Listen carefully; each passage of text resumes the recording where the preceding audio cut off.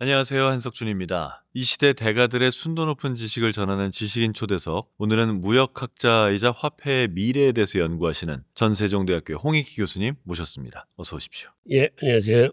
교수님, 요즘 우리나라 경제가 참 어렵다는 얘기 많이 합니다. 혹자는 이렇게 어려울 수 있냐, 97년도에 IMF 때보다 더한 거 아니냐, 이렇게도 얘기를 하거든요. 학자의 관점에서 살펴보는 여러 가지 통계 수치나 지표를 봤을 때는 현재 우리나라 경제 상황이 어떤 상황인가요? 과거 IMF 경제가 이제 급성이었다 그러면 지금은 만성염증이나 이런 상태입니다. 과거에는 우리가 젊었으니까 위기를 맞아도 사실 금방 다시 일어설 수 있었는데 지금은 우리가 과거와 같은 젊은 몸이 아니에요. 고령화 사회로 들어와서 좀 늙은 체질이고 이제는 저성장이 고착화되는 시기라 지금 쓰러지면은 일어나기가 힘들 정도로 위중한 순간이라고 보입니다. 우리나라 펀더멘털, 곧 기초 체력 자체가 지금 굉장히 약화되어 있는데 그게 4가지 요인입니다. 하나는 고령화 사회로 들어와서 생산 가능 인구가 감소를 했어요. 또 하나는 과도한 가계부채 때문에 소비 여력이 고갈된 상태입니다. 지금 스위스, 호주 다음에 우리나라가 가계부채 부담이 높아요. 그런데 우리 전세보증금이 여기 포함이 안 돼 있습니다. 전세보증금을 포함하면 우리가 한 157% 정도 돼서 압도적인 세계 1위입니다. 세 번째는 자본의 해외 유출이 이제는 구조화돼 있고 그러다 보니까 지금 환율이 높게 치솟고 있습니다.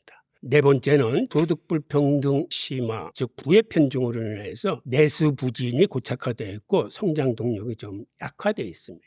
이게 2017년 연준에서 발표된 자료인데 소득 불평등이 올라가는 계층은 상위 1%뿐이 없습니다. 차상위 9%는 현상 유지하고 있고 나머지 국민 90%는 소득 점유율이 점점 줄어들어서 중산층이 하류화되고 있어요. 그러다 보니까 상위 1%가 전체의 한 40%, 차상위 9%가 전체의 한 33%에서 국민 90%는 전체 부의 23%뿐이 없어요. 우리가 10명이 사는 사회를 가정하면 돈 잘 버는 한 사람이 나머지 9명보다도 돈을 더 많이 버는 겁니다. 근데 돈 잘 버는 한 사람이 사회 전체 부의 50% 이상이 들어가면 쓰는데 한계가 있습니다. 사회로 환류되어 나오지 않기 때문에 우리는 내수 부진에 시달리는 겁니다. 연준 발표에 의하면 미국 상위 1%가 전체 부의 40%를 지금 갖고 있습니다. 미국 국민의 절반인 하위 50%는 미국 전체 부의 1.4%를 갖고 있어요. 한마디로 거의 갖고 있는 재산이 없습니다. 자, 그러다 보니까 팬데믹 사태 때는 정부에서 서민들의 붕괴를 막기 위해서 돈을 풀어서 개인과 영세기업한테 평소 재정의 2배 이상을 직접 돈을 싸줬어요. 이런 모든 사회적인 문제는 인플레이션이라 통화 남발 때문에 일어나는 겁니다. 연준에서 돈을 풀면, 즉 우리나라 한국은행에서 돈을 풀면 은행을 활용할 수 있는 자산가들한테만 혜택이 가고 접근하기 힘든 서민들한테는 거의 혜택이 오지 않습니다. 그런데 미국이 지난 한 10여 년간의 통화 공급량이 한 9배 증가를 했는데 우리나라 같은 경우는 자그마치 44배가 증가했어요. 즉 미국이 공급한 통화량의 5배 가까운 돈이 더 빠른 속도로 우리 사회에 풀렸기 때문에 실질적인 인플레이션과 자산가치 상승이 우리가 더 심하게 올라갔다는 의미입니다. 미국 같은 경우 글로벌 금융위기 이후에 집값이 한 75% 올라갔고 팬데믹 사태 이후에 50% 올라갔어요. 그런데 강남 같은 경우는 그보다도 훨씬 빠른 속도로 부동산 가치가 올라갔습니다.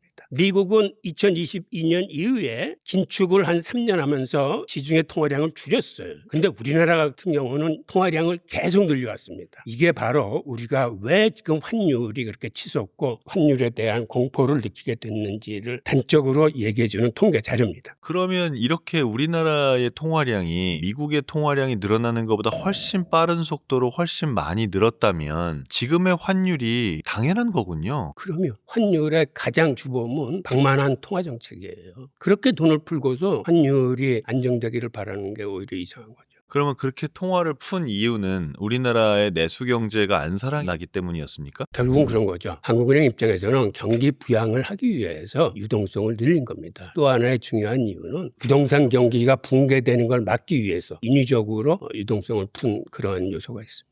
그러니까 부동산이 너무나 폭락하는 것도 문제라는 말씀은 제가 100% 이해를 하는데요. 그러면 아까 초반에 말씀하신 현재 우리나라가 겪고 있는 네 가지 문제의 큰 문제가 소위 말하는 가처분 소득, 그러니까 집값 등등 반드시 써야 되는 돈 빼고 남은 돈, 내가 정말 먹고 자고 놀고 쓸 수 있는 돈이 적다른 게 한국 경제의 문제라고 하셨잖아요. 그러면 집값을 부양하기 위한 정책을 계속 유지하면 일반 시민들의 가처분 소득이 계속해서 낮아지는 악효과가 나오는 거 아닙니까? 기본적으로 2008년도 글로벌 금융위기가 일어났던 가장 주범이 미국의 부동산 경기를 인위적으로 상승시킨 데 있거든요. 서프라임 모기지 사태죠. 맞습니다. 미국이라는 나라는 소비가 진작돼야 GDP, 즉 경제 성장률이 늘어나는 구조예요. 그러다 보니까 역대 정권이 다 부동산 경기 진작에 힘을 씁니다. 그런 과정에서 부동산 가격이 너무 올라가는 것도 휘어잡아서 막아야 되겠지만 부동산 경기가 붕괴되거나 하락하는 것도 정권 차원에서는 안 좋은 거거든요. 적당히 안정된 범위 안에서 움직여야 좋은 거군요. 그렇죠. 그럼 과열돼도 나쁜 거고 냉각돼도 나쁜 거고 적절한 선에서 슬그머니 상승해주면 가장 좋은 건데 이게 눈에 띄게 올라간다거나 눈에 띄게 붕괴 위험이 있다거나 하면 그건 위험한 거죠. 언론에서 많이 나오는 얘기고 저도 개인적으로 보면서 야 이걸 어떻게 해결해야 되나 하는 부분 중에 하나가 자본 유출입니다. 그러니까 우리나라가 대만이나 일본처럼 똑같이 따라가고 있다. 국내 산업이 점점 어려워지고 있기 때문에 투자를 국내에 더 이상 하지 않고 해외로 투자를 하는 기업들의 행동도 그렇게 변하고 또 국민들도 국내에서 뭘 투자를 한다기보다는 해외 투자를 늘리고 있다. 그래서 국부 혹은 자본이 계속해서 유출되는 상태다. 이런 지적들도 있거든요. 우리가 보통 자본 유출이라 그러면 외국인 자본이 빠져나가고 국내 자본이 한국 주식이 아닌 외국 주식이나 채권을 더 많이 싸고 이런 식으로 생각하는데 이런 금융 자본보다 더 심각한 거는 지금 이 표를 보면 우리 한국과 미국의 M2 공급 추이가 미국은 과거 3년간 긴축을 하면서 M2 자체도 많이 줄였어요. 그래서 지난 한 6, 7년 사이에 그렇게 크게 늘어나지 않는 것에 비해서 우리 한국은 거의 쉼 없이 계속 M2를 불려왔습니다. 그럼 쉽게 생각해서 이렇게 보겠습니다. 우리 아나운서님이 대기업의 총수라면 해외에서 벌인 돈, 즉 달러를 한국으로 송금하라고 시킬 겁니까? 아니면 현지 법인이 그냥 갖고 있어라 그렇게 얘기를 할 겁니까? 국내에서 필요한 것만큼만 가져올 것 같습니다. 그렇죠. 그러니까 자본 유출이라는 건 지금같이 이렇게 통화 공급량이 많으면 이건 당연한 규결이에요. 그걸 가지고 대기업의 잘못으로 돌리면 안 됩니다. 이건 통화 정책이 잘못돼 있어가지고 기업뿐만 아니라 개인도 마찬가지고 투자를 하는 사람이라면 우리 원화 가치는 많이 희석이 되고 있구나. 가능하면 해외 주식이나 해외 통화, 달러나 이런 것들이 훨씬 안전하겠구나라고 생각하면서 투자 비중에서 해외 비중을 늘릴 수뿐이 없는 거죠. 그러면요. 우리나라 한국은행은 진짜 대단한 인재들이 모여있는 곳이지 않습니까? 그들이 이걸 모르는 게 아닐 거 아니에요. 통화량 M1, M2가 늘어나는 선택을 하는 그 한국은행의 이유도 있을 거 아닙니까? 우리가 이제 한국은행 총재로 빙의를 해서 생각을 해보면 말하자면요. 우리나라 경제 성장률이 지금 굉장히 낮습니다. 지난해 같은 경우는 1%뿐이 안 돼. 성장을 높이려면은 일단은 가장 빠른 게 유동성이에요. 돈을 푸는 게. 수치가 올라갈 뿐이잖아요. 실제 경제가 좋아지는 데는 도움이 되는 게 아니지 않습니까? 실제로 좋아지기도 해. 유동성이 풀리면 결국은 윤활유이기 때문에 이 산업도 잘 돌아갑니다. 그렇다면 결국은 선택의 몫인데 어떤 정책을 취할 적에는 이만큼의 실이 있고 이만큼의 득이 있는데 어느 거를 택하느냐에 따라서 결국은 실이 많아질 수도 있고 득이 많아질 수도 있는데 경기 부양을 통해서 성장률을 높이겠다 하는 거는 득에 속하겠지만 그로 인해서 사회 부조리가 생기고 양극화가 생기고 이런 거는 분명히 실이란 말이에요. 그럼 결국은 이거는 정책 판단의 문제예요. 그럼 한국은행의 판단은 우리나라 경제의 장기적인 비전을 봤다기보단 지금 현재 경제 성장률이 많이 어려우니 단기적인 비전을 올리는 데 주력했다라고 맞습니다. 보는 겁니까? 그 말이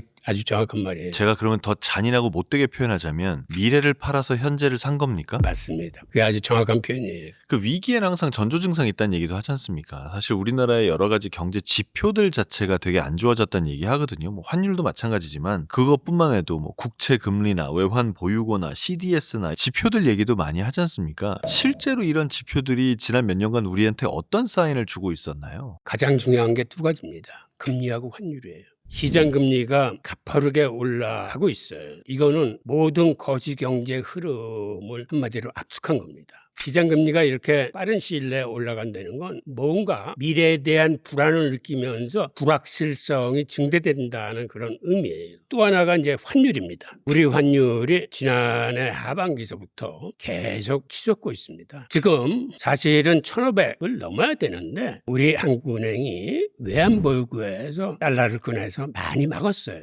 이런 인위적인 개입은 어떠한 경우에도 좋은 게 아니에요. 기본적으로 통화정책을 이제는 추스려가지고 근본 체력을 재정비해야지 인위적으로 이렇게 외환보유고의 달러를 가지고 시장을 견제한다거나 심지어는 국민의 돈인 국민연금을 동원해서 이렇게 환율을 방어한다거나 이러한 비정상적인 수법은 옳지 않습니다. 오히려 바둑에서도 이런 얘기 있어요. 묘수 2번 쓰면 진다고. 즉 이러한 비정상적인 방법이 한두 번 통할 수는 있어도 자주 동원하면은 결국 문제가 있는 겁니다. 그거를 가지고 일각에서는 이러한 정부의 시도가 환율 조작국으로 지정될 위험성이 있다라는 얘기도 하더라고요. 맞습니다. 그걸 이미 미국 재무부가 지적을 했어요. 아 진짜 그렇습니까? 네, 니네들이 국민연금 동원해서 하는 건 이거는 문제가 있는 거야 라고 미국 재무부가 환율 보고에서 딱 그 문제를 지적을 했어요. 그럼에도 불구하고 고쳐지지 않잖아요. 문제는 한국은행이나 우리나라 재무부가 정석 방법이 아닌 편법을 쓰면 안 되는 겁니다. 뉴스에 보면 나오는 말들 있지 않습니까? 유동성 공급, RP 매입, 시장 안정 조치 이게 다 지금 시스템에 문제가 있다는 사인이군요. 결국은 그런 거죠. 공개시장 조작 같은 건 할 수 있어요. 중앙은행은 항상 이런 걸 해왔는데 이게 너무 자주 등장하면 중앙은행이 정도로 한다는 건 예를 들어서 긴축을 하겠다 생각하면 금리를 올리고 시중의 유동성을 빨아들이고 하는 거는 나름대로의 정석으로 가는 거고 그건 건드리지 않은 채 편법으로 임시적으로 막힌 곳에 자금을 이렇게 계속 수혈하는 거거든요. 이게 너무 잦으면 저건 문제 있는 거 아니야? 정말 문제가 생기겠네? 터지겠네? 이런 불안감을 많이 조성해줘요. 그리고 이런 것들은 외국 자본 같은 경우는 우리보다 훨씬 더 빨리 알아챕니다. 그럼 환율 같은 경우에는요. 지금 계속 올라서 이제 1,450원이 높게 느껴지지도 않습니다. 그럼 진짜 뉴 노멀이 된 겁니까? 이미 뉴노멀이에요. 원래는 그렇습니까? 1,500원을 넘었어야 될 환율을 지금 억지로 막고 있는 겁니다. 지금 벌써 이제 1,470원 됐죠. 80원을 못 넘기게 계속 돈을 푸는데도 이 대세를 제가 보기에는 막기 힘들 겁니다. 그리고 막아서도 안 되고 외환보유고에 있는 달러를 그렇게 쉽게 쓰면 안 돼요. 문제는 헤지펀드가 이런 환율 시장에 자주 개입을 하는데 그들을 투기 세력이라고 우리가 단순하게 보면 안 됩니다. 헤지펀드들은 뭔가 비정상적인 인위적인 방법으로 당연히 올라가야 될 걸 틀어막고 있으면 그거는 터질 수뿐이 없는 압력이기 때문에 그때 들어와서 그들이 한몫을 하는 거예요. 과거 영란은행 같은 경우가 조지 소로스한테 쉽게 당했는데 영국이라는 그 큰 나라가 한 명의 헤지펀드를 못 따갑니다. 헤지펀드의 힘이 강해서가 아니라 그 당시 영국이 유로화 통합을 앞두고 영국의 파운드화를 강세로 가기 위해서 인위적으로 시장에 개입을 한 거예요. 그러니까 조지 소로스가 보기에 저거는 굉장히 무리수를 두고 있구나. 거시경제 흐름상 파운드가 저렇게 강해질 수가 없는 건데 문제가 있구나 생각해서 그 부분을 다 건드린 겁니다. 그래서 손쉽게 소로스가 당시 몇십억 달러를 챙길 수 있었던 게 투기의 힘으로 그걸 건드린 게 아니라 상식적인 선을 무시하는 그런 정부의 인위적인 개입을 오히려 보면서 맥을 탁 짚어주는 겁니다. 그렇게 정부가 개입해서 인위적으로 조작을 하는 게 헤지펀드를 불러들이는 일이 되는 거군요. 그럴 수도 있어요. 그럼 지금 현재 우리나라도 그런 상황입니까? 인위적인 게 너무 강해지면 예를 들어서 저거 1,500원은 뚫어야 될 텐데 저거 계속 저렇게 외환을 풀 수 있어? 처음에는 우리나라가 외환 보유가 많은 나라니까 헤지펀드들도 그 많은 외환 보유에 덤비기는 쉽지는 않을 겁니다. 그런데 저건 무리라고 보이고 저건 언젠가는 우리가 나서지 않아도 터지겠는데? 라는 생각이 들면은 그들이 개입을 하는 거죠. 원화 가치가 떨어져서 환율이 올라가면 수출 기업들은 좋은 거 아닌가요? 그렇죠. 수출 기업은 좋아요. 그런데 문제는 수출 기업들도 마냥 좋지는 않습니다. 가격 경쟁력이라는 면에서는 좋은데 이렇게 우리 원화가 계속 올라가면 결국은 그 원자재나 중간재를 우리가 다 주달하는 게 아니고 그중에 많은 부분을 우리도 수입해야 되거든요. 그러니까 옛날처럼 그렇게 마냥 좋지만은 않아요. 근데 좋은 건 확실해요. 일이 올라가면 수출기업한테는 가격 경쟁력이 생기는 겁니다. 그럼 만약에 이대로 가다가 1,500원 넘어서 1,600원 넘어서 그렇게 가면 그럼 우리나라 경제는 어떤 모습이 될까요? 그러한 경우에는 여러 군데서 문제가 터집니다. 처음에 부동산에서 문제가 터져요. 어떻게요? 결국은 환율이 올라간다는 얘기는 더 이상 금리 인하는 안 되고 금리를 인상해야 된다는 거거든요. 그럼 금리를 인상하게 되면 부동산한테는 큰 타격이에요. 지금 영끌로 부동산을 산 사람들은 대출이자가 엄청 높아질 테고 그러면 부동산을 던지기 시작하고 급격한 붕괴가 올 수도 있는 거예요. 부동산 시장에. 그런 의미에서 우리나라 한국은행이 지금 통화정책이 굉장히 제한적이라는 거예요. 올릴 수도 없고 내릴 수도 없고 아주 이 딜레마에 잡혀있다라고. 쓸 수 있는 카드가 몇 개 없어졌군요. 맞습니다. 교수님께서 이번 책에서 인플레이션은 사실상 보이지 않는 세금이다라는 말씀을 하셨고 저도 이제 이런 비슷한 얘기를 여기저기서 듣는 게 인플레이션이 사실 누가 누구한테 돈 내라 소리는 아무도 안 한 거잖아요. 그렇지만 내가 쓸 수 있는 돈은 확실하게 줄어들고 있는 거거든요. 그 인플레이션이 근데 또 없으면 안 된다라고 말하는 사람도 있고 어느 정도를 괜찮은 선이라고 봐야 되는 건가요? 우선 인플레이션이 있다는 얘기는 월급 착실히 모여서 적금 든 사람들, 예금 든 사람들한테는 아주 치명타예요. 즉, 그 사람들의 현금 자산은 날아가는 겁니다. 어떤 식으로도 자산을 갖고 있어야 되는데 그럼 우리가 자산이라고 하면 흔히 부동산이나 주식을 생각하는데 일반 봉급자들이 거기 다가가기도 쉽지 않아요. 그래서 지금 같은 경우에는 이렇게 통화 가치가 시작될 때 올라가는 실물 자산들이 있습니다. 적은 돈에도 시작할 수 있는 그게 바로 금하고 은하고 비트코인이에요. 지난해 보면 금과 은 가격이 사상 최대로 올라갔어요. 어마어마하게 올랐죠. 특히 은은 정말 어마어마하게 올랐죠. 그렇게 올라간 이면에는 달러 가치의 희석을 사람들이 이제 느끼는 거예요. 아, 이거 달러 가치 앞으로 굉장히 떨어지겠는데? 원화 가치도 마찬가지예요. 지금 달러 가치보다 더 빠른 속도로 떨어지는 게 원화 가치이기 때문에 근로소득자들이 지금이라도 자산 구조를 바꿔야 됩니다. 당장 쓸 돈은 원화나 달러로 3개월치나 6개월치 갖고 있고 나머지 예금이나 적금은 빨리 금이나 은이나 비트코인으로 분산 투자를 해야 돼요. 이런 경우에는 몰빵을 하면 안 되고 그게 어떤 의미에서는 방어 자산이고 생존 전략이에요. 그런데 상황이 더 힘들어지면 이 방어 자산이 오히려 공격적으로 큰 수익을 갖다 줘요. 저는 지금이 그런 시기라고 봐요. 지금처럼 환율이 오르고 금리가 오르고 통화가 방만한 이런 상태에서는 사회적으로 이게 개선되기를 바라기 전에 우선 스스로를 지키기 위해서는 현금을 최소화하고 실물 쪽에 포트폴리오를 들여가지고 방어하는 게 최선의 방어가 근거가 되는 경우입니다. 이렇게 화폐 가치가 계속 떨어지고 원화도 마찬가지고 달러도 마찬가지고 그럼 이제 우리가 금이든지 은이든지 아니면 뭔가의 실물 자산으로 계속 뭘 사놓으려고 하게 되지 않습니까? 그래야 안전하니까. 이제 그 대안 중에 하나가 비트코인입니다. 그래서 교수님께서 이번에 내신 책에서도 비트코인을 디지털 금이라고 부르면서 굉장히 주목하셨지 않습니까? 비트코인은 그런 안전한 투자처 중에 하나의 역할을 할까요? 작년에는 그런 역할을 못했습니다. 금과 은이 이렇게 치솟을 때 오히려 비트코인은 재작년보다 조금 떨어졌어요. 그런데 그 전 지난 15년간을 보면 비트코인의 수익률이 금과 은보다 훨씬 좋았습니다. 그래서 제가 강조하고 싶은 거는 어느 하나에 몰빵하시면 안 되고 금과 은과 비트코인에 분산 투자를 추천드리고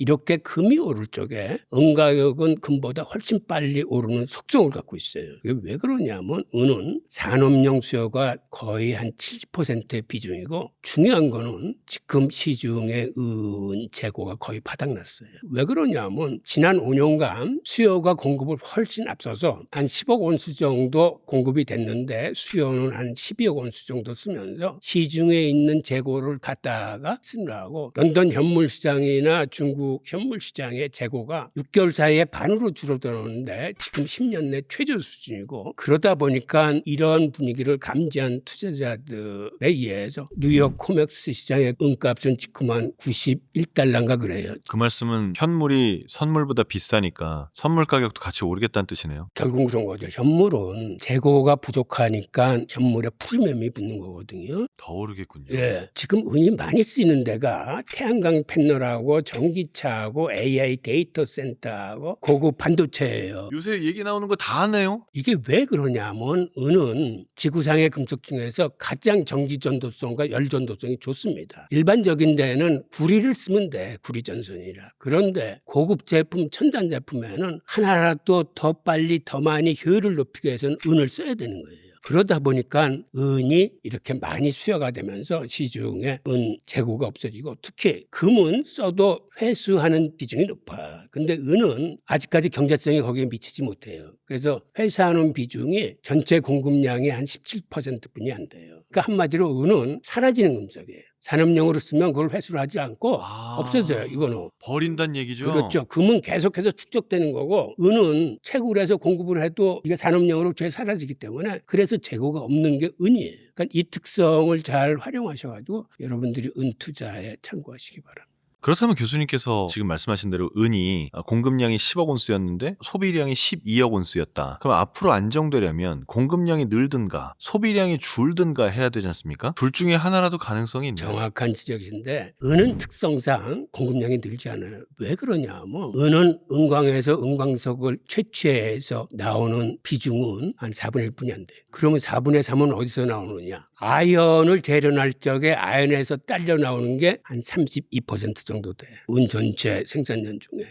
거의 은광만큼 많네요? 은광보다 더 많아. 더 많네요? 그다음에 구리를 재련해서 나오는 은이 한 20 몇 프로 돼. 그다음에 금을 재련할 때 딸려 나오는 게 한 17, 8% 돼. 이걸 다 모으면 이게 75%야. 그러니까 은이 모자란다고 그래서 은을 늘릴 수 있는 공급 구조가 아니에요. 부산물로 대부분 다 재련되기 때문에. 은이 모자란다고 아연을 막 캐내진 않을 거 아니에요. 아연 가격이 오르지 않는 한 아연 생산량의 증가를 바라보기 힘들죠. 그러면 이 인플레이션 시대에 인플레이션을 막기 위한 안전한 투자처로의 비트코인 괜찮다고 보십니까? 저는 괜찮다고 봐요. 그런데 절대 몰빵은 안 되고 계속 강조하지만 분산 투자를 해야 됩니다. 그건 적절하게 내가 쓸 돈을 우리 원화와 달러로 좀 갖고 있고 그다음에 투자할 적에도 비트코인, 금, 은을 많이 공부하셔가지고 포트폴리오의 비중은 스스로 이제 정하시기 바랍니다.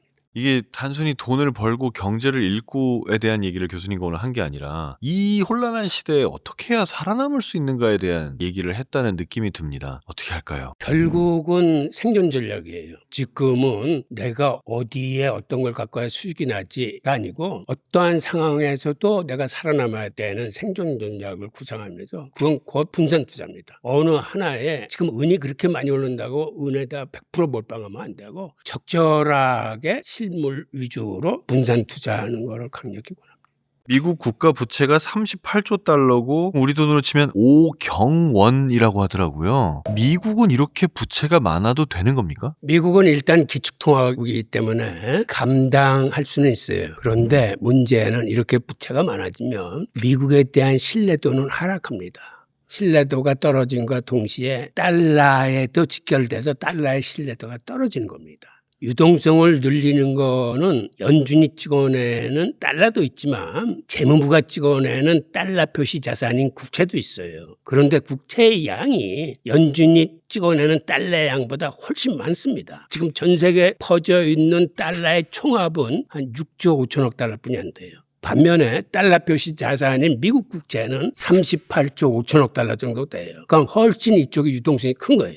실제로 신용평가 기관들이 미국 정부의 신용도를 낮추겠다 뭐 이런 얘기도 하지 않았습니까? 그래서 이거야말로 미래에 엄청나게 큰 폭탄이 되어 돌아올 거다 이런 얘기도 하는데 이 폭탄이 안 터지게 잘 관리하고 잘 돌리게 하고 할 수 있을까요? 궁극적으로는 그렇게는 안 돼요. 우선 지금 미국 국채의 이자만 지금 연 1조 달러 이상을 지급하고 있습니다. 그리고 이 이자 증가액은 계속 커져나가고 있어요. 지금 38조 달러라고 그러지만 미국의 예상 구조가 세입 구조는 한 5조 달러 되는데 세출 구조는 한 7조 달러 돼요. 모자라는 2조를 국채로 메우는 겁니다. 그러니까 매년 지금과 같은 구조하에서는 미국 국채는 2조 달러 이상 계속 커지는 거예요. 게다가 감세 정책이나 이런 걸로 인해서 숫자가 이제 더 커질 가능성이 큽니다. 그렇게 되면 이자 지급액이 지금보다도 훨씬 많아져요. 결국은 미국 예산이 감당할 수 없는 수준입니다. 지금도 이자 지급액이 미국의 국방비 지급액보다 훨씬 많아졌어요. 이런 식으로 이자가 불어나면 결국은 다른 예산들을 삭감해야 되는데 지속 가능하지 못한 재정 팽창 정책을 미국 정부가 지금 계속 쓰고 있는 거예요. 그러면 대안 중에 하나가 인플레이션을 더 심하게 일으켜서 갚아야 될 돈의 가치를 떨어뜨리는 방법도 있다, 이런 얘기도 하는 거지 않습니까? 그럴 수도 있어요. 근데 이제 인플레이션이라는 게 이제 화폐 가치가 하락하는 건데, 화폐 가치가 하락하면 부가 사라진다라고 많이 생각하지만 사실은 부가 이동하는 거다라고 얘기하더라고요. 이렇게 어마어마하게 심한 인플레이션, 하이퍼 인플레이션의 상황이 되면 부는 어디로 이동하나요? 결국은 개인이나 기업이 갖고 있는 현금이나 현금성 자산이 쪼그라드는 거고, 그 정부가 지고 있던 부채 크기는 실질적인 부담은 이제 줄어드는 겁니다. 개인에서 부가 국가로 이동했다라고 보는 거죠. 오히려 서민들의 부를 눈에 안 보이게 정부가 이제 가져오는 그런 형태입니다. 그러면 이제 이런 인플레이션들이 아주 러프하게 얘기하면 국민들이 가지고 있고 누려야 할 부가 정부로 이동하는 거다라는 거네요. 그렇죠. 인플레이션이 심해지면. 뺏으려고 뺏는 것도 아니고 뺏기려고 뺏기는 것도 아니지만 결과적으로는 그렇다는 말씀이시죠. 근데 여기서 가장 무서운 거는 인플레이션 자체보다도 기대 인플레이션이라는 겁니다. 지금과 같이 이렇게 통화량이 늘어나고 뭔가 불확실 시대에는 사람들이 이거 인플레이션 시작되겠는데? 라고 생각해서 실질적인 인플레이션보다 더 기대 인플레이션이 올라갑니다. 올해보다 내년이 더 뛰겠는데? 앞으로 통화의 속도가 굉장히 빨라지겠는데? 우리나라 돈의 가치가 달러에 비해서 빠른 속도로 환율이 치고 올라가겠는데, 그렇게 되면 사람들의 통화 사용 속도가 굉장히 빨라집니다. 예를 들면 이런 거예요. 제가 브라질이 초인플레이션 시기에 근무를 했는데 거기는 월급을 주지 않고 매월 주급을 줍니다. 돈의 가치가 하도 빨리 떨어지니까. 그러면 주급을 받으면 사람들이 그날 당장 마트에 가서 그걸 최상품으로 바꾸는. 그럼 마트 주인은 자기가 받은 돈을 현지화로 갖고 있지 않고 이걸 빨리 상품으로 바꾸거나 달러로 바꾸거나 하룻밤만 집어넣어도 3%씩 이자 주는 오버나이트 금리에다 집어넣습니다. 그런 식으로 자산을 방어해요. 현금의 속도가 평소보다 서너 배 정도 빨라진다는 얘기는 돈을 서너 배 이상 많이 찍어낸 거하고 똑같은 얘기예요. 그런데 이게 나중에는 몇십 배 빨라져요. 그러면 인플레이션이 초인플레이션으로 가는 거예요. 즉 중앙은행이 돈을 많이 찍어내서가 아니라 일반인들이 생각하기에 인플레이션이 본격적으로 시작하겠는데 라는 기대 인플레이션이 커지면 그게 굉장히 위험한 거예요. 그러면 요즘도 뭐 달러가 위기라는 얘기들이 있지 않습니까? 이것도 또 한 번 기축통화가 바뀌는 신호입니까? 아니요. 미국이 어떻게 하느냐에 딸려 있는데 신뢰를 쌓는 데는 오랜 시간이 걸리지만 신뢰를 잃는 건 금방이에요. 문제는 미국의 신뢰도는 달러의 신뢰도하고 직결돼 있어요. 그렇지 않아도 미국이 통화나 국채로 달러 공급액이 많은데 거기다 신뢰도까지 이렇게 하면은 어떤 사태가 돌발할지 모르는 거죠. 그리고 또 하나는 이제는 통화 구조 자체가 굉장히 치열한 경쟁 구도로 바뀌고 있어요. 달러 같은 법정 통화가 있고 중국이나 브릭스가 주도하는 CBDC가 있고 미국이 주도하는 민간 분야의 스테이블 코인이 있고 비트코인 같은 암호화폐가 있어 네 종류의 통화가 치열하게 경쟁을 하게 될 겁니다. 그리고 기축통화 자체도 이게 굉장히 다극화될 거예요. 유럽, 오펙 뭐 이런 식으로 다극화되면서 앞으로의 시대는 일방적으로 한 패권국이 공급하는 통화를 받아 쓰는 게 아니라 통화를 사용하는 소비자들이 클릭 한 번으로 내가 원하는 통화를 골라서 결제하고 저축하고 쉽게 사용되는 시대가 이제 곧 옵니다. 생각보다 빠르게. 그러면 소비자들이 선택을 하게 돼요.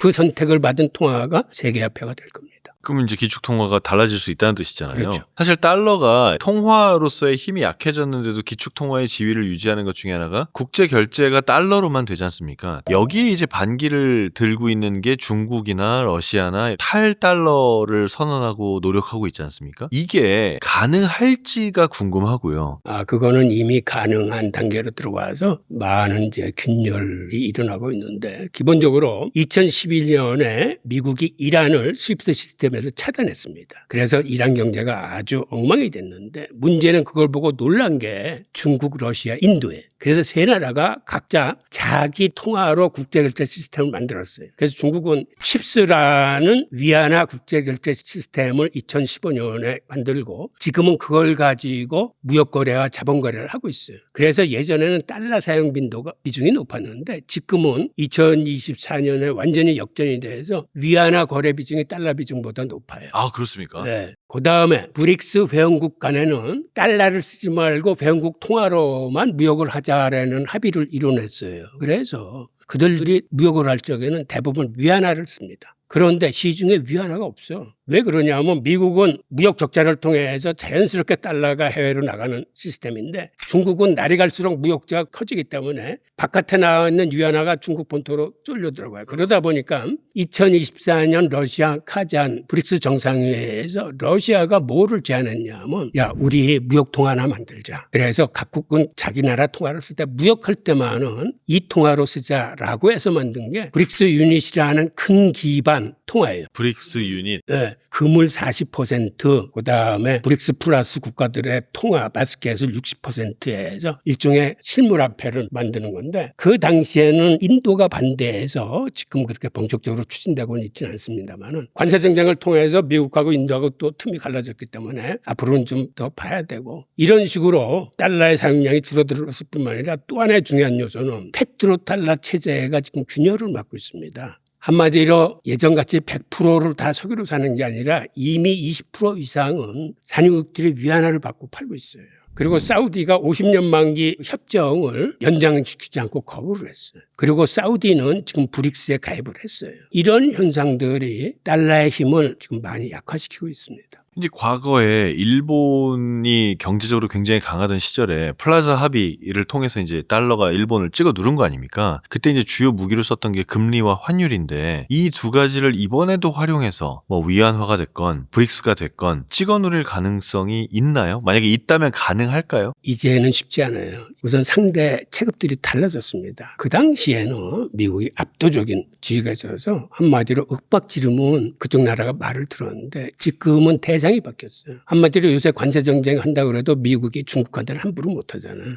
환경이 많이 바뀌었습니다. 그래서 옛날 같은 식으로 돌아가지 못해요. 금, 달러, 비트코인 이 세 개가 뭐 경쟁 관계라고도 볼 수 있겠지만 그냥 우리가 생존하기 위해서 세 가지를 좀 골고루 다 투자도 하고 알고도 있어야 되고 할 것 같은데요. 이 세 가지 달러 대체 자산들의 역할 분담? 이런 게 앞으로 더 뚜렷해질까요? 뚜렷해지죠. 우선 금은 세계 중앙은행들의 외환 보유고고 거기에 미국 국채를 대신하는 거고 은은 산업용 수요가 돼서 지금도 실물이 부족한 형편인데 앞으로도 계속 이 부족 현상은 심화될 거기 때문에 그런 의미에서는 가격 상승 동력이 가장 강한 거고 비트코인은 그 스스로가 잘나서 능력이 있어서 가격을 끌어올리는 게 아니라 반대로 다른 법정 통화들 특히 달러가 헛발질을 해가지고 달러 스스로의 가치를 갉아먹을 적에 이거는 상대적으로 선택을 받는 통화고 그리고 나중에는 소비자들이 결국은 선택하는 화폐가 세계 화폐가 될 텐데 소비자들은 가치 저장이 가장 잘 돼 있는 상대적으로 가치가 희석되지 않고 다른 통화에 비해서 오히려 가치가 올라가는 통화를 선택할 가능성이 높습니다. 그게 뭔데요? 그 대충 제가 답을 말씀드린 것 같은데 좀 이거예요. 그러면 찍어주세요. 아니 우리가 가격 예측이나 이런 건 중간에 어떤 돌발악자가 생길지도 모르기 때문에 그건 사실은 제가 직접적으로 얘기하기는 좀 그렇네요. 이 랠리 달리오라는 분이 현금은 쓰레기다라는 말을 했더라고요. 대인플레이션 시대를 예측하면 현금은 쓰레기라고 볼 수가 있을 텐데 대인플레이션이 올지 안 올지 모르겠지만 인플레이션은 계속해서 우리의 삶에 있을 거 아닙니까? 그럼 이런 인플레이션 시대에 내 자산을 지키기 위해서 나의 포트폴리오에 반드시 갖고 있어야 되는 거 한 세 가지 꼽는다면 뭐가 있을까요? 그건 레이 달리오 세계 최대 헤지펀드를 만드신 분이 직접 얘기를 했는데 일단 처음에 그분은 비트코인 반대론자였어요. 그래서 금을 한 10% 담아라. 가능하면 현금은 갖고 있지 마라.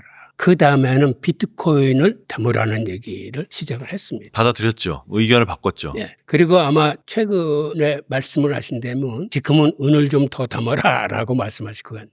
그럼 금, 은, 비트코인이네요. 예, 맞습니다. 이렇게 국채를 찍어서 빚을 갚고 중앙은행이 돈을 찍고 환율로 다른 나라하고 거래하고 혹은 전쟁하고 이런 시스템이 유대인들이 만들었다고 하던데 이건 맞습니까? 사실은 그 얘기를 하려면 또 1시간도 모자란데 간단하게 얘기하면은 유대인들이 1492년에 스페인에서 쫓겨납니다. 그때까지 스페인이 유대인들이 가장 많았던 나라예요. 아마 그 유대인이 그대로 있었으면 스페인이 오늘날 미국이 됐을 겁니다. 그때 카톨릭으로 개정하지 않은 유대인은 죄 떠나라고 그래서 자그마치 한 13만 정도가 종교의 자유를 찾아서 떠나는데 그들이 가장 많이 간 게 그 당시 종교의 자유가 비교적 관대했던 네덜란드 저지대 쪽으로 올라갑니다. 바다보다 오히려 해발이 낮은 데이기 때문에 뚝을 쌓아놓고 근데 여기는 소금기 땅이라 농사도 못 짓고 목축업도 못하고 뭐 나무도 안 자라고 사람이 살기에 굉장히 척박한 곳이에요.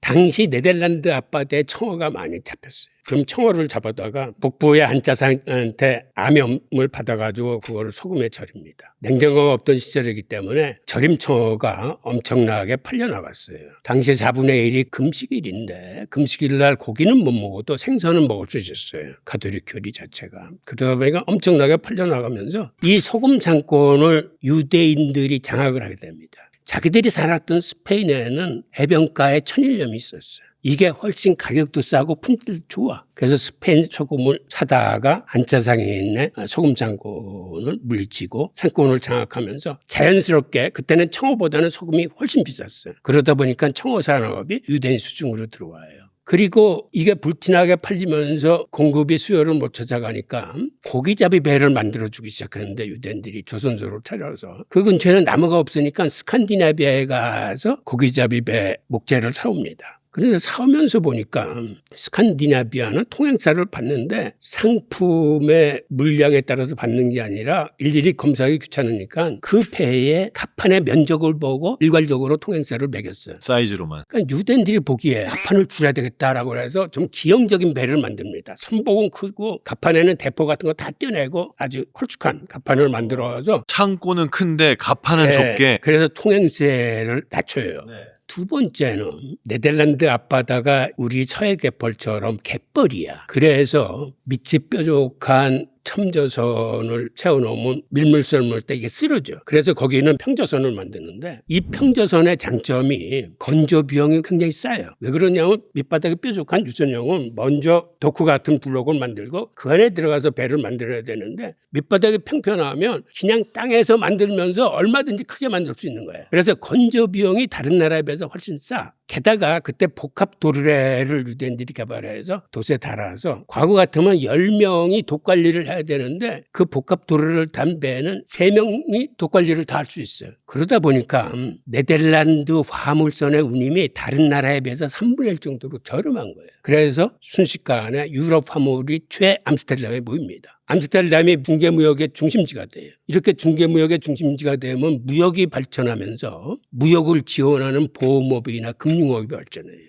그리고 스페인과 독립전쟁을 치르면서 전쟁 채권 시장을 발전시켜서 주변에 한 연 15%의 금리를 거기서는 한 3, 4%로 낮춰버려요. 유동성이 풍부해지면서. 그리고 그 저금리를 활용해서 그때 비로소 세계의 무역 네트워크가 거의 완성이 돼요. 이런 단계를 밟으면서 이제는 동양 중국과 먼 거리 교역을 해요. 그런데 이게 14개 상선 달러서 경쟁이 심해지니까 유대인들이 회의를 합니다. 우리 서로 경쟁하지 말고 하나로 뭉치자 해서 태어난 게 네덜란드 동인도 회사인데 네덜란드 동인도 회사가 바로 오늘날의 주식회사 형태로 발족을 합니다. 그러니까 각자 돈을 대서 주식을 받게 돼. 그리고 한 번 나가면 투자자들도 거기다 돈을 대서 주식을 받고 사람들이 카페 같은 데 모여서 거래를 하니까 나라에서 주식거래소를 만들어줘. 그때 한 세계 각국의 상품들이 모이니까 암스테르담에서 쓰는 통화의 종류만 엄청나게 많은 거예요. 그러니까 자기들도 헷갈려. 그때 암스테르담 은행이 중앙은행 역할을 해가지고 그때 최초의 기축통화기업인 길더가 만들어집니다. 정말 기축통 지금 달러의 역할을 하는 거네요. 예. 즉 청어로부터 시작한 주식회사, 주식거래에서 중앙은행 즉 오늘날 자본주의의 가장 중요한 요소라고 생각하는 자본주의 씨앗들을 잉태를 했어요. 이 과정이 유대인들이 주도한 역사예요. 그럼 그때 무역선 나가면서 그 무역선이 들어오는 걸 가정하고 선물 거래하고 이런 것들이 다 생겼겠군요. 맞아요. 그때 미리 내년도 청어를 지금의 가격으로 산다거나 하는 것들이 생기고 그때 환거래가 굉장히 유행하게 되는데 당시 유럽에서는 금과 은의 교환 비율이 1대 10입니다. 중국에서는 은이 조세의 기본이다 보니까 여긴 1대 6이야. 그러니까 이 사람들이 암스테르담에서 은 12kg를 중국에 갖고 오면 금 2kg가 돼. 이걸 다시 암스테르담 가져오면 은 24kg가 돼. 그러니까 그 당시 비단이나 도자기 같은 여러 상품들을 통해서도 큰 폭리를 받지만은 단순히 돈과 돈을 바꿨을 뿐인데 그게 네덜란드 동인대에서 수익의 78%예요. 근데 참 이 유대인들이 금융업을 만들고 성공한 이야기를 이제 와서 들으면 굉장히 성공할 수 있는 길로 잘 갔네 싶지만 그 당시 기준으로 얘기하자면 종교 안 바꾼다고 쫓겨났지, 쫓겨나서 바로 위로 간 것도 아니고 엄청나게 위로 가서 척박한 땅에 살았지, 거기서 뭐 하나 산업이라고 자기들이 손에 쥔 것도 하나도 없지 그랬을 거 아닙니까? 그런 아무것도 없는 맨손에서 거기까지 갈 수 있었던 힘? 비결? 이런 건 뭘까요? 그들은 공동체 의식이 굉장히 강합니다. 한마디로 단결력이 대단해요. 그들의 종교가 그들한테 그걸 가르치는 거예요. 공동체 중에 못 사는 사람이 있으면 그건 그 사람만의 잘못이 아니고 그 공동체 전체 책임이에요. 그래서 그 사람을 어떻게든지 자립시키고 더 나아가서는 성공시켜야 될 의무가 공동체 이론들한테 있는 거예요. 또 하나는 고대로부터 하나님과의 관계를 회복하는데 기독교 같은 건 예를 들어서 제가 잘못을 했으면 깊이 누이치고 회개하고 하나님한테 잘못하고 기도를 드리면은 죄사함을 받았다라고 스스로 생각해. 그런데 유대교는 그게 아니에요. 그럴 경우에는 앞에 두 개는 기독교하고 똑같아. 회개하고 기도하고 세 번째는 자기가 진 죄만큼 시나고그에 있는 헌금바구니에다 돈을 집어넣어야 돼. 약자를 도와야 돼. 그게 하나님의 뜻이고 그래야 죄사함을 받아. 그러다 보니까 유대인 사회에서는 시나고그에 가면 여기서 하루 두 끼 먹을 일주일치 생활비를 가져올 수 있는 권리가 있어요. 누구나. 유대인만큼 복지 시스템이 잘 된 민족이 없어요. 아주 오래된 방식의 복지 시스템이네요. 그리고 항상 서로를 도우라는 하나님의 말씀을 지키기 위해서 과거에도 그랬지만 지금까지도 시나고그 중심으로 모여 살면서 그 공동체 내에서는 서로를 엄청나게 도와주는데 그중에서 가장 중요한 게 정보의 공유입니다. 그래서 유대인들 사이에서는 예를 들어서 이런 환거래 같은 게 발전했던 게 그들이 디아스포라 간의 정보 수집을 통해서 모든 환시세를 유대인만 꿰차고 있는 거예요. 그러니까 자기들만 다 알고 있는 상황이 됐군요. 그러니까 그들이 환거래를 할 수 있는. 그러니까 예전에 환장성들이 대부분 유대인이었던 이유는 정보를 죄 알고 그게 돈을 서로 맞바꿔 주면서 챙길 수 있는 이익이 컸기 때문에 그게 지금까지 계속 내려와서 세계 금융을 유대인들이 장악하고 있는 거예요. 그 유대인들이 청어업에서 처음으로 만들어낸 기축통화가 길더고 그게 이제 그 다음에 영국의 파운드로 간 거 아닙니까? 그리고 지금은 미국의 달러로 갔고요. 이렇게 기축통화가 변할 땐 누가 누구에게로 파워가 움직이고 살아가는 사람들은 뭘 어떻게 대처를 해야 되는 건가요? 사실은 그런 변화는 유대인이라는 인적 구성 요소가 굉장히 중요해요. 네덜란드의 그 무역 네트워크하고 금융 네트워크가 어느 한순간에 거의 전부 영국 런던으로 옮겨갑니다. 그게 영국이 잘해서가 아니고 당시 영국은 후진국이었어요. 팔 수 있는 건 양털뿐이 없었어요. 그나마 유대인들이 내다 팔아줬어요. 그랬던 후진국이 어느 날 세계의 중심국가로 우뚝 선 데에는 어떤 요인들이 있었냐면 영국인들이 먹고 살 게 없으니까 해적지를 많이 해요. 해적지를 국가적인 사업으로 해군이 하듯이 장려를 했죠. 네, 그랬는데 당시 스페인 제국의 카를로스 왕이 그들의 해적지를 막기 위해서 당시에는 청동으로 만든 대포를 영국에 수출했는데 이거를 다 금지시켰어요. 그건 대포가 없으니까 해적지를 할 수가 없으니까 영국인들 스스로가 오랜 노력 끝에 철대포를 만들어냅니다. 결국 사거리가 더 길어 청동대포보다. 그걸로 무적함대를 깨요. 스페인 무적함대를. 결국 해상권을 장악을 합니다. 그런데 해상권을 장악해봐자 쓸데가 없어. 자기네들은 무역을 하는 나라도 아니니까. 그러니까 해상권을 자기 국가의 이익에 연결시키기 위해서 항해조례라는 걸 발표해요. 네덜란드 상성들이 미국이나 영국하고 수출입을 할 적에는 무조건 런던에 와서 여기서 통행세를 내고 영국 배로 다 갈아타라 상품들. 그래서 네덜란드와 영국 간에 세 차례의 전쟁이 터져요. 그런데 영국 해군이 네덜란드 해안을 봉쇄하느라고 이제 무역선들이 바깥으로 못 나가는 거예요. 그래서 유대인들이 대표 랍비를 크로멜한테 파견을 해. 그래서 나온 비밀회의의 결론이 네덜란드 무역상들이 최런던으로 옮겨와라. 이주를 하는 겁니까?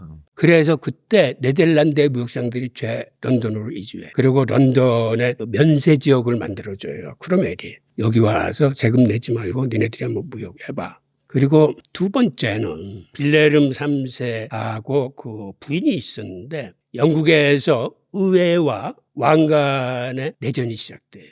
그때 영국 의회가 당시 영국 왕 계승서열이 가장 높았던 게 빌레름 3세의 아내야. 현직 왕의 딸이었기 때문에 무남동녀 딸. 그리고 빌레름 3세도 영국 공주의 아들이라 서열이 4위야. 그래서 의회가 네덜란드 빌레름 3세와 부인한테 당신들이 와서 영국 왕을 좀 맡아달라 해서 그때 빌레름 3세가 엄청난 부대를 이끌고 영국을 상륙합니다. 결국 거기에 질린 지방 호족들이 죄 빌레름 3세에 가담해서 피 한 방울 안 흘리고 그냥 런던으로 입성해서 왕이 돼요. 그때 의회에서 권리장전을 내밀고 서명을 받은 다음에 공동왕으로 추대를 합니다. 그때 네덜란드에서 빌레름 3세를 도와서 스페인과 독립전쟁을 치르던 유대인 금융인들이 자그마치 8,000명이 빌레름 3세를 쫓아서 영국으로 들어와요. 그게 우리가 역사에서 배운 이른바 명예혁명, 피 한 방울 안 흘리면서 혁명을 이뤄냈다고 그래서 이 명예혁명을 통해서 하루아침에 런던이 무역과 금융의 중심지가 돼요.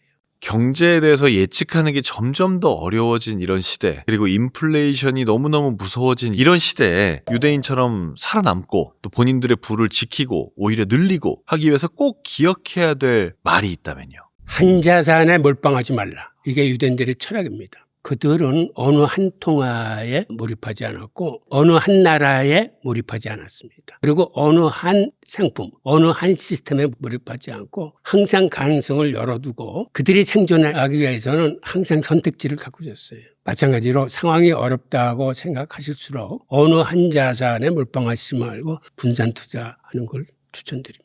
분산 투자 꼭 기억하겠습니다. 오늘 좋은 말씀 감사합니다. 예. 세종대학교에서 교수를 역임하신 홍익희 교수님과 함께 거시경제 차원에서, 무역 차원에서, 이 세계의 경제가 돌아가는 차원에서 아주 많은 이야기를 나눠봤습니다. 오늘 영상이 여러분들의 부를 지키는 데 큰 도움이 되길 진심으로 바랍니다. 끝까지 시청해 주셔서 고맙습니다.